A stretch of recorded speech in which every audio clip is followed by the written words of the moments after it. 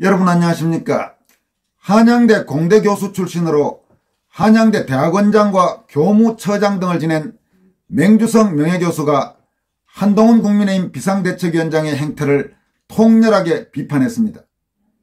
맹주성 명예교수는 국민의힘에 보낸 한동훈 비상대책위원장에게라는 제목의 글을 통해 한동훈 위원장에게 한마디로 가증스럽다, 공천을 끝내고 사회 분위기를 보니 왜 오금이 저리 나라면서 종북주의자가 이 사회의 주류가 되는 것을 막을 수 있는 세력이 국힘당 뿐이라고 양심의 가책도 느끼지 않나라고 질타했습니다. 그는 또 솔직히 이번 공천을 지켜보면서 한동훈 자체의 정체성을 의심한다면서 이런 상황은 검증 없이 운동권 출신들을 공천하고 종북 세력과 7년 넘게 싸워온 후보자들은 모조리 공천 탈락 또는 취소시켰던 한동훈이 만들었다고 생각한다라고 지적했습니다.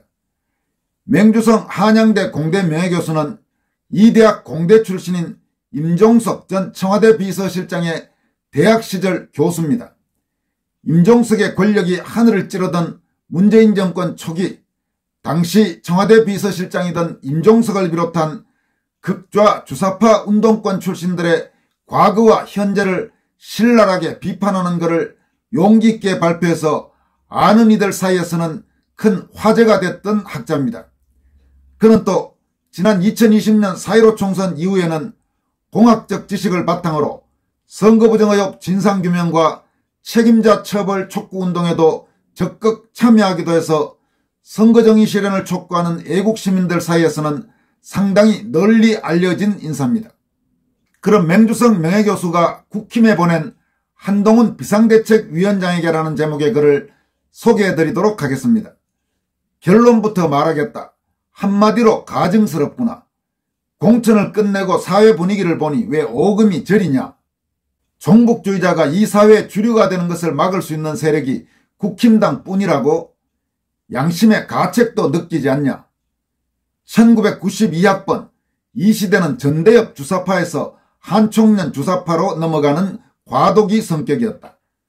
천번 만번 좋게 봐주어서 운동권에 대해 뭐가 뭔지 본질을 잘 알지 못하는 세대라 해주마. 그런데 비대위 구성인물들과 공천자들 인물들을 보니 좋게 봐줄 수 있는 상황이 아니다. 전향한 사람들이라고 진정한 전향을 했는지를 확인했나? 모른 채 지나치기에는 너무도 위험하다는 생각 때문에 이 글을 쓴다. 국힘당 내에 이미 침투되어 있는 자들과 이번에 영입했다는 운동권 출신들에게 한 가지만 묻기 바란다. 현행헌법 제3조를 인정하는가라는 물음이다. 위장전향자들은 다른 모든 질문은 자유민주주의 체제에 걸맞는 말을 하지만 마지막 테스트인 위질문은 결사코 부인한다. 여러분 지금 여기에서 맹주성 교수가 말한 현행헌법 제3조는 대한민국의 영토는 한반도와 그 부속도 서로 한다라는 조항입니다. 그러니까 지금 맹 교수가 지어가고 있는 것은 소위 위장전향자들, 좌익에서 우익으로 전향했다고 하지만 실제로 전향하지는 않은 위장전향자들은 다른 질문에 대해서는 어느 정도 그럴듯하게 답을 하지만 이 현행헌법 제3조, 즉 대한민국의 영토는 한반도와 그 부속도 서로 한다. 이 조항에 대해서는 대부분 인정하지 않는다고 그렇게 맹 교수가 지적하고 있습니다. 이어갑니다.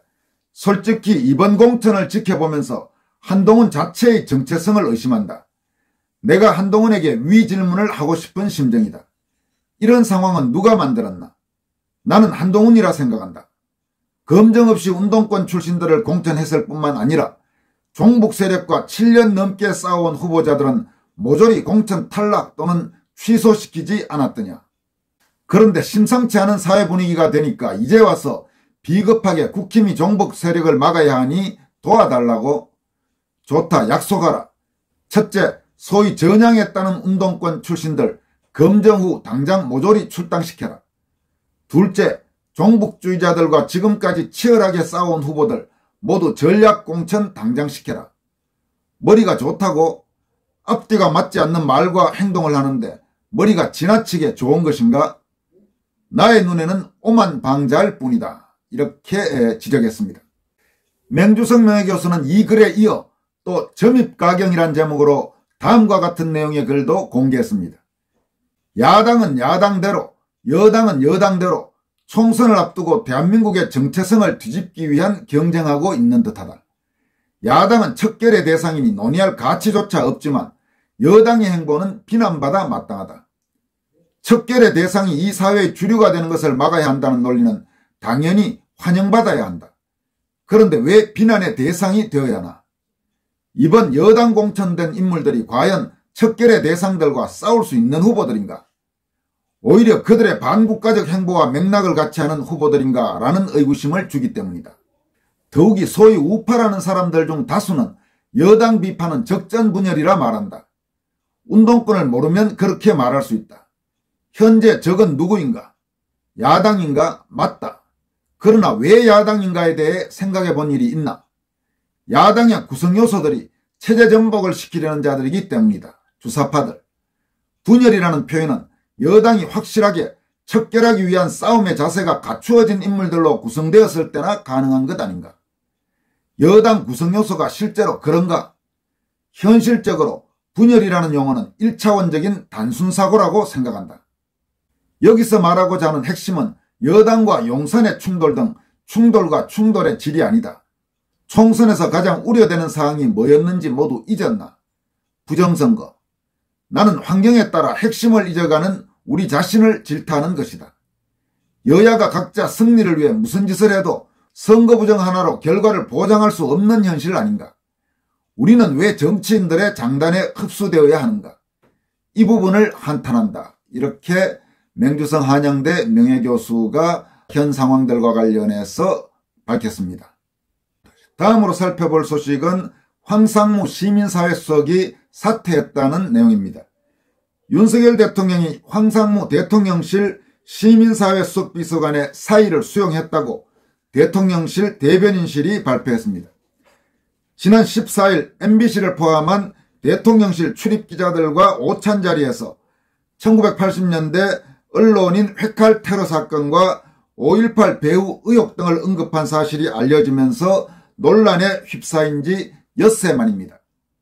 황상무 수석이 언제 윤 대통령에게 자진사퇴 의사를 전했는지는 알려지지 않았습니다. 대통령실 관계자는 본인 거취를 둘러싼 논란이 커지면서 대통령에게 계속 누가 된다고 생각해 스스로 결단한 것 아니겠냐고 말했습니다. 윤 대통령이 황 수석의 사의를 수용한 것은 야권은 물론 여당 내부에서도 황 수석에 대한 사퇴 요구가 계속 나오고 있는 상황에서 이루어졌습니다. 특히 해병대 채모상병 순직 사건과 관련해서 이종섭 주 호주대사 부임 논란까지 겹치면서 4.10 총선을 앞두고 당정 간 충돌로 비화할 조짐까지 보이자 총선에 미칠 부정적 영향을 차단하고자 결단을 한 것으로 보입니다. 당초 윤석열 대통령은 황상무 수석 건과 관련해서 황 수석의 사퇴에 부정적인 입장이었으나 총선이 임박하면서 일단 이 문제를 정리하고 가는 쪽으로 결심을 한 것으로 그렇게 알려지고 있습니다. 이에 앞서 황 수석은 언론 보도 이틀 만인 16일 배포한 입장문에서 저의 은행으로 국민 여러분께 심려를 끼쳐드린 점 사과드린다고 말했습니다. 다만 야권과 좌익성향 언론단체들이 사퇴를 촉구한 데 대해서는 앞으로 공직자로서 은행을 각별히 조심하고 더 책임있게 처신하겠다면서 사실상 거부했습니다. 하지만 논란이 가라앉지 않고 특히 수도권 등에서 여론이 악화하고 있다 이런 주장들이 나오면서 사퇴 압력이 계속 커졌습니다. 한동훈 국민의힘 비상대책위원장은 지난 17일 황 수석에 대해 국민 눈높이에 맞지 않는 발언이고 본인이 스스로 거취를 결정해야 한다고 압박했습니다. 한동훈 위원장은 19일에도 이종섭 황상무 논란에 대해 입장이 변화가 없다면서 국가 운명을 좌우하는 중대한 선거를 앞두고 민심에 민감해야 한다는 제 생각을 말씀드렸다. 국민들께서 총선 앞에 다른 이슈보다 이런 것에 관심을 많이 갖고 계시기 때문에 그 부분을 정리해야 할 필요성을 말씀드린 것이라 이렇게 말했습니다. KBS 기자 출신인 황상무 수석은 지난해 12월 4일 총선 출마를 위해 물러난 강성규 전 시민사회수석 후임으로 임명됐으나 3개월여 만에 물러나게 됐습니다. 이번 황상무 수석 건과 관련해서는 역시 또 MBC에게 당했죠. 황상무 수석이 다른 부분보다 MBC 기자 같은 그런 기자들이 있는 자리, 혹은 어떻게 하면 윤석열 정권을 무너뜨릴까를 늘 생각하는 일부 기자들이 있는 자리에서 그런 민감한 발언을 했다는 자체가, 그 자체가 문제라고 할 수 있습니다. 말의 내용 자체는 전체적인 맥락에서 지금 상당히 과장되게 공격받고 있지만은 그거를 지금 아주 빌미로 삼아서 정권을 무너뜨리겠다고 생각하는 기자들이 즐비한 상황에서 그런 부분을 황 수석이 의식하지 못하고 말을 함부로 했다는 책임은 질 수밖에 없다고 생각합니다. 특히 이 기자 출신 고위공직자들이 착각을 하고 있는 게 무슨 출입기자들을 만나면 사실 새까만 언론계로는 후배들이죠. 그러니까 말을 좀 함부로 하는 경향들이 있는데 같은 소위 언론인 출신으로서의 약간의 한솥밥 의식도 있고 해서 말을 함부로 하다가 이 좌익기자들 눈을 벌겋게 뜨고 어떻게든 흠집 잡을 걸 없냐가 하고 찾고 있는 좌익기자들의 먹잇감이 되는 일들이 적지 않습니다. 그런 부분들은 각별히 조심해야 됩니다.